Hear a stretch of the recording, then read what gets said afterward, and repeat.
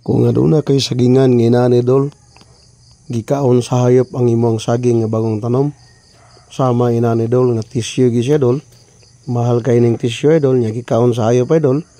Maglabad gid mong ulo idol. Tanawa idol.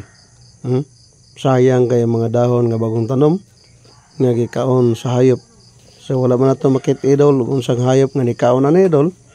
Atong subay-subayan ang iyang tunob para mahibalaan ganato kung sa nga hayop ang niatake ani idol. Daghang gani siya na damage idol. Ano na kaya sa mga 60 more or less nga mga dahon gipangkaon ang dahon idol. So kani siya idol mukunhod gid iyang saging kung makaaonan sa hayop ang iyang dahon. So ang iyang tubo idol mabitin gani siya idol tungod kay ang iyang dahon gikaon sa hayop, yang dila sa hayop idol lalam na siya idol.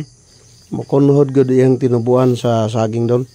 O dili siya magdungan og pamunga idol tungod kay maulahi naman siya gamay idol. Tungod kay iyang dahon gikaon naman sa hayop idol.